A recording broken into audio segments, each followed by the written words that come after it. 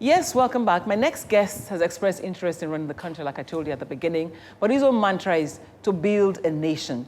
And this is a man who's grown up literally across the world, but is originally from Enugu State. My guest Anambra is State. Anambra State. My guest is Mr. Kingsley Moghalu. But I'm surprised, welcome to the show. Thank you. I'm surprised to find that you have other names apart from Kingsley. Yes, my names are Kingsley, Bosa, Chiedu, Ayodele, Moghalu. Where did Ayodele come from? That caught my ear. Well, I was born in Lagos. My godmother was a Yoruba woman, and that was Fela's mother, Mrs. Fumilayo Ransom Kuti. Oh, how interesting. Yes, she gave me the name Ayodele. Were you ever close to her before she passed? My parents were. Your parents were, so you didn't really have 60s. any... No, but you read about her. Yes, I did not have the privilege of meeting her, but my parents and her were friends in the early 60s when I was born. Did you ever feel like some of the activism that existed within her family or that she did, kind of like rubbed off on you at all? Well, I admired it, certainly. She was a woman I admired tremendously. For the kinds of things I read that she did in this country. I think she's phenomenal, or she was phenomenal. I was very sad about how she met her death. Yeah, for someone who was so, loved. Yes, who gave her life. Like a chicken. Yes, and the way the military treated her and so on, just very sad. Because obviously that means you hold women in high esteem. Absolutely. Because you had a talk recently in April that you made yourself available to women to just come and say whatever it is they felt. I think, this country, one of the reasons this country is where it is, in the doldrums, quite frankly, is because it has treated its women so badly. There's, women bring life, women give life, women nurture life. And if we don't respect and treat the women or the people who nurture our lives the way women do, why do we think we can make progress? Yes, while women are important, I believe all Nigerians are important. Of course. And you haven't risen to the rank of a deputy, in the highest top-ranking bank in the country.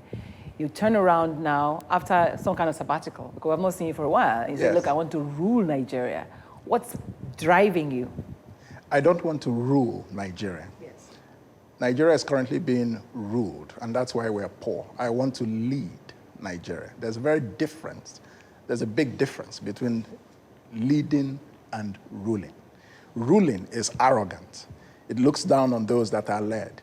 Leading is togetherness, mobilizing, inspiring, motivating, moving the society from this point to the next point in progress. That's what I want to give to Nigeria. And you're not a professional politician? No, not at all. In fact, I'm shocked to find that I am in politics. Even you are shocked at yourself? Yes, let me tell you why. The only reason I'm going into this is because I'm fed up. I'm fed up and I'm angry with the poverty. I'm fed up and I'm angry with the bad governance of this country. I'm fed up and angry because Nigeria's population is growing geometrically, 400 million people in 2050, and poverty is increasing. What's the future for our children? Is this the sort of Nigeria we want our children to grow up in? What's the future for the children and the youth of this country? That's why I'm running for president. What kind of childhood did you have? I had a childhood in several places. Because I would say it's privileged. Well, not really. My father was a civil servant. He was a foreign service officer and then a civil servant at home. So it was decent, but not a silver spoon. We lived in Switzerland, in Washington, and then the Civil War came. We returned back to the Eastern region, and we lived in the Eastern region throughout the Civil War. And later on, I grew up in Enugu before I moved to Lagos after my university education and started working. So I've grown up in different places. Which person within your family think you are the most mad right now, deciding that you want to put yourself up? My mother. Yes. My mother, she just couldn't believe it when I said I want to run for president. She says, why do you want to go and put yourself out for this country that has treated us so badly? And I said, because we have to fix this country. We can't all sit down and be griping and complaining and wailing. No, don't agonize, organize. Mm-hmm. That's my principle. So the country has not been good to us. Yes, it hasn't been good to the citizens. Okay, this us doesn't mean because she's Igbo, us doesn't mean because she's woman, us doesn't mean because she's a retired civil servant? Well, it includes all that in her own mind. But for me, it's much bigger. It's the 180 million citizens. 150 million of them live in poverty. earning less than $600, 600 naira a day. I mean, that's absolutely scandalous. We are the poverty capital of the world today. But you're not poor. No, I am not, but I'm you're not willing rich to use your either. yeah, you're willing to use your resources to try to do this? I'm using my resources right now, and that's resources I should be using to be paying my kids' school fees.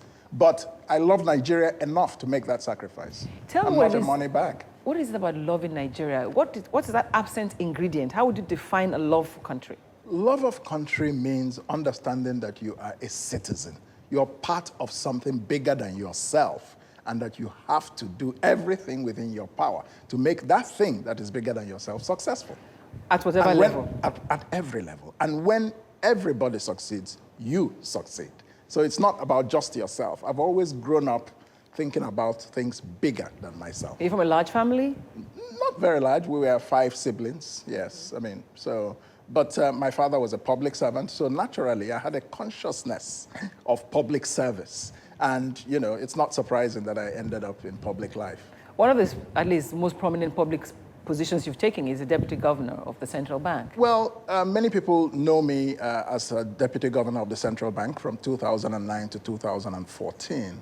But before that, I spent 17 years in the United Nations service. And I rose from entry level to the highest rank. And I spent my time building nations, nation building. I mediated conflicts in various parts of the world, in Rwanda, in Somalia, in Angola, in the former Yugoslavia.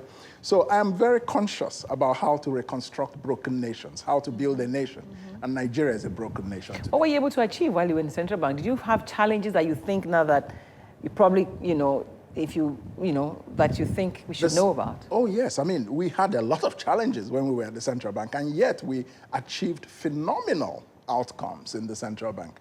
Before, we were just coming out of the global financial crisis in 2008. Nigeria was having its own banking crisis. Out of the 24 banks, about 8 or 9 of them were wobbly, in danger of collapse. If they had collapsed, you and I would have lost all our savings in those banks. Nigerians would have lost about 1 trillion naira was at risk.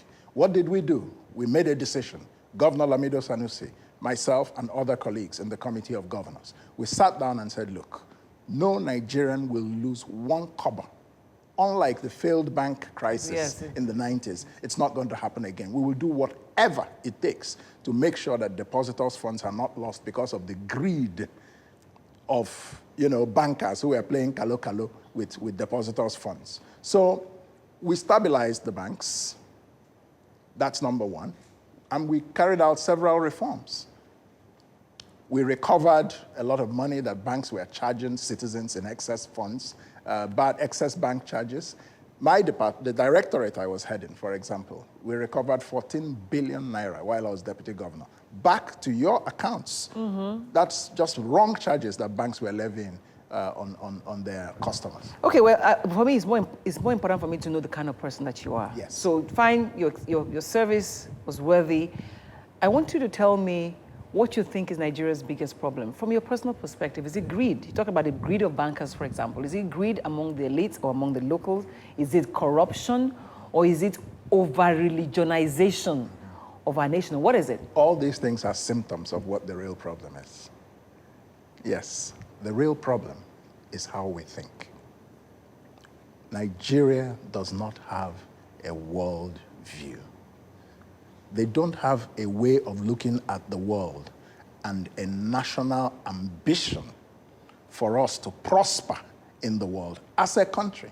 Because we don't have that worldview, each person is for himself or herself. And that's why you now have greed. That's why you now have corruption. That's why you now have all these what I call symptoms of the real problem. So we have to attack and change the way we think. And that is the function of a leader. And that's why I want to lead Nigeria, because I want to change the way we see the world so that we can prosper in the world. Okay, now, if you say we don't have a worldview, is it a function of a lack of patriotism? I ask this question because you only love what cares for you. If you are in a nation that you feel uncared for, how can you develop all these kind of feelings? You see, everything comes back to leaders. Who is the leader? it is the leader that sets the tone. If the leader has a worldview and educates the citizens to have that worldview, patriotism will follow. Everyone will love the country because the leader loves the country. If the leader loves his ethnic group but doesn't love others, then you have a problem.